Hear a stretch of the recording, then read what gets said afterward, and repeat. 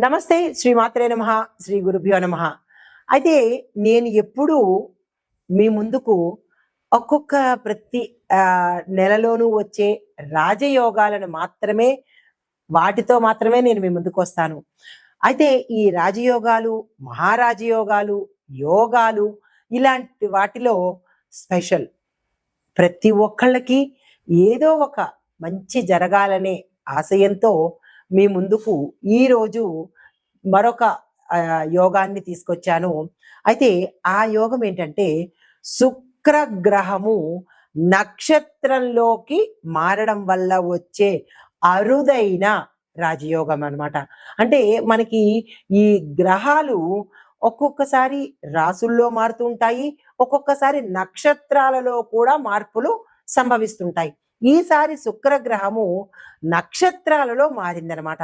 ఈ మారడం వల్ల ఎలాంటి చారిత్రాత్మక సంఘటనలు జరుగుతాయి, రాసుల వాళ్ళకి ఎలాంటి మంచి ఫలితాలు వస్తాయి అనే అంశాన్ని మీకు సవివరంగా తెలియజేస్తాను. అయితే ఈ శుక్రగ్రహ మార్పులు, నక్షత్ర మార్పులు ఏ సమయంలో ఏ రోజు నుంచి ఎలాంటి ఫలితాలు ఇస్తాయి అంటే కనుక జూన్ 13 నుంచి 2025 అంటే గత నెల 2025 జూన్ 13లోనే అంటే రాత్రి 9:21 శుక్రగ్రహము భరణి నక్షత్రంలోకి ప్రవేశించేసింది. అయితే ఇది ఎప్పటి వరకు ఉంటుందంటే 6 వారాల సమయం వరకు ఈ సమయము అంటే ఈ రాజయోగము ఉండబోతోంది. ఆ సమయం ఎప్పుడు అంటే జూన్ 26 మళ్ళా మధ్యాహ్నం 12:24 సమయానికి శుక్రుడు కృత్తికా నక్షత్రంలోకి మారాడు. అంటే భరణి నక్షత్రంలో నుంచి కృత్తికలోకి మారాడు. ఇలా ఒకే సమయంలో ఒకే నెలలో 2 నక్షత్రాలు శుక్రగ్రహం మారింది. అయితే వీటి యొక్క ఫలితాలు కొన్ని రాసులు లక్కీ రాసులు. రాజయోగాలే కాదు సుమండి, ఈ రాజయోగాలలో కూడా నక్షత్ర రాజయోగాలను కూడా మీకు నేను అందిస్తున్నాను. అయితే 4-5 రాసులు అయితే మాత్రము చాలా చక్కగా ఉండబోతున్నాయి. మేషరాశి, వృషభ రాశి, మిథున రాశి, ధనస్సు రాశి, సింహము ఈ రాశుల వాళ్ళకి విశేషంగా ఉండబోతోంది. అయితే ఇవి ఎందుకు లక్కీ రాశులు అనేది కూడా మీకు తెలియపరుస్తాను. శుక్రగ్రహము సంపదకు, సౌఖ్యానికి, ఆనందానికి ప్రతీక. అయితే ఇవి భరణి నక్షత్రం నుంచి కృత్తికా నక్షత్రంలోకి మార్పు చెందిన సమయము అంటే జూన్ 26 వరకు మనకి ఇంకా చాలా సమయం ఉంది. కాబట్టి ఎట్లాంటి ఫలితాలు ఇస్తున్నాయి ఈ రాశుల వాళ్ళకి అంటే కనుక ఆర్థిక లాభాలు, కెరియర్లో గ్రోత్, ప్రమోషను, ఉజ్వలత అంటే విపరీతమైన డ్రాస్టిక్ చేంజ్ ఇవ్వబోతోంది. తర్వాత వైవాహికంగా అంటే వివాహపరంగా, దాంపత్యంలోనూ గుడ్ రిలేషన్స్ ఉండబోతున్నాయి. దీంతో పాటు ప్రజాదరణ, సోషల్ మాధ్యమాలలో ఎవరైతే ఉన్నారో వారికి విశేషమైన స్థాయి లభించబోతోంది. అయితే ఏ నెలలో ఎంతెంత కాలం ఉంటుంది అనేది కూడా మీకు తెలియపరుస్తా. మీకు ఒక కన్ఫ్యూజన్ రావచ్చు, ఏ నెలలో మేము చూసుకోవాలి, ఎంతెంత సమయం ఉండబోతోంది అనే సందేహం లేకుండా అది కూడా మీకు ఇక్కడ ఇచ్చేస్తాను. అయితే ఈ శుక్రగ్రహము భరణి నక్షత్రంలో జూన్ 13 నుంచి 26 వరకు, కృత్తికా నక్షత్రంలో జూన్ 26 నుంచి సుమారు జూలై 10 వరకు అనగా 12 రోజులు ఉండబోతోంది. అయితే ఈ ఈ 2 రోజులు చాలా గుర్తుపెట్టుకోండి. వీలైతే స్కిప్ చేయకుండా నోట్ చేసుకునే ప్రయత్నం చేయండి, లేదా మరల చూసే ప్రయత్నం చేసుకోండి. శుక్రుడు స్వరాశిలోనే అంటే వృషభ రాశిలోనే జూన్ 29 నుంచి జూలై 26 వరకు ఉంటాడనమాట. ఇది కూడా మీరు చాలా జాగ్రత్తగా ఏ రాశుల వాళ్ళకి ఏ సమయాల్లో అనేది చెప్పాను కాబట్టి రాసుకుని నేను చెప్పే పరిహారాలు కానీ ఈ యొక్క ఫలితాలు కానీ జాగ్రత్తగా చూసుకునే ప్రయత్నం చేసుకోండి. అయితే మొత్తంగా చూసినట్టయితే జూన్ 13 నుంచి జూలై 26 వరకు సుమారుగా 6 వారాల పాటు ఈ శుక్రుడు సంచారం చేయబోతున్నాడు అనమాట. విశేషమైన ఫలితాలను ఇవ్వబోతున్నాడండి. అయితే ఆ రాసులకే కాకుండా దేశకాలమాన న్యాయ ఆర్థిక రాజకీయ రంగాల్లో కూడా మనం చూసుకోవాలి కదా. ఇప్పుడు ఒక్కొక్క పరిధిలోనూ ఎలా ఉండబోతోంది అనేది చెప్తాను. ముందుగా ఆర్థికంగా చూసినట్టయితే ద్రవ్య వేదన అంటే స్టాక్ మార్కెట్లో కావచ్చు పెరుగుదల కనబడుతోంది. టెక్, ఎఫ్ఎంసిజి, ఐటీ రంగాలలో వృద్ధి కూడా కనబడుతోంది. తర్వాత విదేశ పెట్టుబడులు చాలా ఫ్లో ఎక్కువగా ఉండబోతోంది.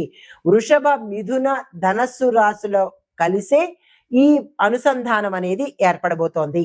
తర్వాత పేమెంట్ వ్యవస్థలో సౌకర్యాన్ని తీసుకొస్తున్నారు. ఈ స్కాముల బారిట ప్రజలు పడకుండా ఉండడం కోసము డిజిటల్ సేవలు, ఈ కామర్స్ సేవలు అంటే చాలా మంది మనకి ఈ పేమెంట్లు, జీపేలు, ఫోన్ పేలు ఇలాంటి పేమెంట్లలో స్కామ్స్ ఎదుర్కొంటున్నారు. కాబట్టి ప్రజల కోసము మన ప్రభుత్వము కొత్త కొత్త టెక్నాలజీని మనకి అందుబాటులోకి తీసుకురాబోతోంది. ఈ కామర్స్ ఒకటి, డిజిటల్ సేవలు ఒకటి అందుబాటులోకి తీసుకొస్తోంది. అయితే ఇంకా రాజకీయ పరిస్థితులు చూసినట్టయితే కనుక రాష్ట్ర ఎన్నికల సమీకరణాలు జరగబోతున్నాయి. ఇప్పటికే జనవరి, మార్చిల్లో గమనించినట్టయితే కనుక మే 14 నుంచి శుక్రయోగం కూడా మనకి కంజెక్టివ్ అవుతోంది. దీనివల్ల కొంత మార్పులు జరిగే అవకాశం కూడా కనబడుతోంది. అయితే ముఖ్యమైన నిర్ణయాలు ఎప్పుడు తీసుకుంటారు అంటే జూలై, ఆగస్టు మధ్య కేంద్ర రాష్ట్రాలలో నిర్ణయాత్మక పాలసీలు మనకి ప్రవేశపెట్టబడబోతారు. అది ప్రజాదరణ పెరుగుతుంది. ప్రజలకు ఇష్టమయ్యేటట్టుగానే ఉండబోతున్నాయి. అయితే న్యాయ వ్యవస్థ ఎలా ఉంటుంది అంటే కనుక పెండింగ్ కేసులు తీర్పుకు వచ్చేటట్టుగాను కొన్ని కీలకమైన ఆధారాలతో నిర్ణయాలు ఇవ్వడం జరుగుతుంది. తర్వాత మెరుగైన పబ్లిక్ సర్వీసెస్ ని మనకి న్యాయ వ్యవస్థ ద్వారా ప్రతి ఒక్క పౌరుడికి అందుబాటులోకి వస్తాయి. తర్వాత రక్షణ విభాగం చూసినట్టయితే ఆర్మీ, పోలీసులు ఆపరేషన్స్ అనేవి కొత్తగా అంటే టెక్నాలజీ పరంగా కావచ్చు, లేదా అంటే కొంచెం పటిష్టంగా ఉండేటట్టుగా చర్యలు తీసుకోబోతున్నారు. సైబర్ సెక్యూరిటీ ఆధునికీకరణ చాలా ఫాస్ట్ గా తీసుకుంటున్నారు. ఎందుకంటే సైబర్ నేరాలు ఎక్కువగా జరుగుతున్నాయి కాబట్టి వాటిని తగ్గించి ప్రజలకు మేలు చెయ్యాలి అనే ధోరణిలో డిజిటల్ కి కొంచెం మార్పు చేర్పులు చేసి ప్రజల్ని సైబర్ నేరాలకు దూరంగా ఉంచే ప్రయత్నం మన ప్రభుత్వం తీసుకోబోతోంది. చాలా చక్కని విషయం ఇది. అయితే రాశి వారీగా దేశవ్యాప్తంగా ఈ యోగం ఎలా ఉండబోతోంది అంటే కనుక ఆర్థిక రంగం చూసినట్టయితే లాభాల వృద్ధి, ఎంఎస్ఎంఈ, ఎస్ఎంఈ విభాగాలలో మనకి ఉత్ప్రేరణ, డెవలప్మెంట్ కనబడుతోంది. రాజకీయ పరంగా చూసుకున్నట్టయితే ఓవరాల్ గా రాజకీయ నాయకులకు జనాల యొక్క డిమాండ్ ఉంటుంది, సార్వత్రిక అవగాహన ఏర్పడుతుంది. ఇక న్యాయ వ్యవస్థ తీసుకున్నట్టయితే కనుక తీర్పు వేగవంతంగాను, ట్రాన్స్పరెన్సీగాను ఉండబోతోంది.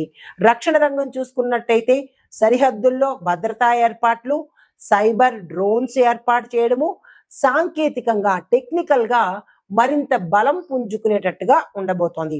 అయితే సామాజిక పరంగా చూసుకున్నట్టయితే కనుక యువతలు మంచి మార్పు రావడము, దీంతో పాటు స్త్రీ సాధికారికత ఎక్కువగా ఉండబోతోంది. అయితే అభివృద్ధి పరంగా చూసుకున్నట్టయితే కనుక ఇన్ఫ్రాస్ట్రక్చర్స్ కానీ, ఐ ప్రాజెక్ట్స్ కానీ, డిజిటల్ ఇండియాలో కానీ, లేదా వైద్య విద్య రంగాలు డెవలప్ అవ్వడం ఎక్కువగా మనం గమనించబోతున్నాము. అయితే వీటి పరంగా చూసుకున్నట్టయితే మరి మేషాది ద్వాదశ రాశుల వారికి ఎలా ఉండబోతోంది అనేది ఇప్పుడు మీకు సవివరంగా తెలియజేస్తాను. అయితే ఈ శుక్రగ్రహము నక్షత్రాలు మారడం వల్ల వచ్చే యోగాలు ఏమిటి అనేది ప్రప్రథంగా నేనే తెలియజేశాను. అయితే వీటి క్రమంలో మేషాది ద్వాదశ రాశుల వారికి ఎలా ఉండబోతోంది అంటే తదుపరి రాశి ధనస్సు రాశి. ఈ రాశి వారికి శుక్రుడు 6వ ఇంట సంచారం చేస్తున్నాడు. ఈ సంచార ఫలితం ఎలా ఉంటుందంటే గతంలో మీకున్న దరిద్రం పోయి భాగ్యం కలిగే అవకాశంతో పాటు ఆరోగ్యం కూడా చాలా చక్కగా ఉండబోతోంది. అయితే మీకు కూడా ఒక చిన్న మంత్రాన్ని ఇస్తున్నాను. ఓం ద్రాం శుక్రాయ నమః. ఈ మంత్రాన్ని 108 సార్లు చదువుకునే ప్రయత్నం చేయండి.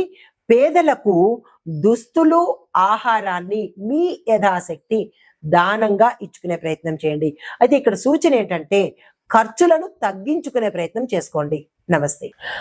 అయితే ఈ శుక్రుడు ఈ నక్షత్రం నుంచి నక్షత్రం, ఇక్కడ చాలా గమనించాలి, రాశి నుంచి రాశి కాదు, నక్షత్రం నుంచి నక్షత్రం మారినప్పుడు ఓవరాల్ గా ఎలాంటి ఫలితాలు ఉంటాయి అంటే కనుక జూన్ 13 నుంచి జూలై 26 వరకు ఉంటాడు. ఈ విషయాన్ని ప్రతి ఒక్కళ్ళు గమనించుకోండి. అయితే ఆ సమయంలో నేను ఇందాక చెప్పినట్టుగా ఏ రాశి వాళ్ళు ఏ ఏ పనులు చేసుకోవాలి అనేది చెప్పాను. ఆ సమయాన్ని అలా ఉపయోగించుకోండి. అయితే ఈ నేపథ్యంలో 6 వారాలు శుభ ప్రాయశ్చిత్త కాలం అన్నమాట. మీరు ఏదైనా తప్పులు చేసినా దాన్ని ప్రాయశ్చిత్తంగా తీసుకొని ఈ సమయంలో ప్రాయశ్చిత్తం తీసుకోండి. రెండోది 4-5 రాశులు బాగుంటాయని చెప్పాను కదా, అది మేష, వృషభ, మిథున, ధనస్సు, సింహరాశులు చాలా చక్కగా ఉండబోతున్నాయి. ఎలా? ఆర్థికంగాను, కెరియర్ పరంగాను, కుటుంబ పరంగాను చక్కగా ఉండబోతున్నారు. అయితే ఇంకా దేశవ్యాప్తంగా ఓవరాల్ గా ఎలా ఉండబోతోంది అంటే కనుక ఆర్థిక వృద్ధి ఉంటుంది, రాజకీయంలో కొత్త చరిత్రలు రాబోతున్నాయి, న్యాయం పారదర్శకంగా ప్రతి ఒక్కళ్ళకి, ప్రతి పౌరుడికి అందుబాటులోకి వస్తుంది, భద్రతలో మన దేశము టాప్ రేంజ్ లో ఉండబోతోంది. అంటే భద్రతా ఏర్పాట్లు చాలా విస్తృతంగా తీసుకోబోతున్నారు. అయితే ఇది ఒక గోల్డెన్ పీరియడ్ అని చెప్పొచ్చు. జూన్ 13 నుంచి జూలై 26 వరకు ప్రతి ఒక్కళ్లకు ఇది గోల్డెన్ పీరియడ్. దీన్ని వృధా చేసుకునే ప్రయత్నం అస్సలు చేసుకోకండి. నమస్తే.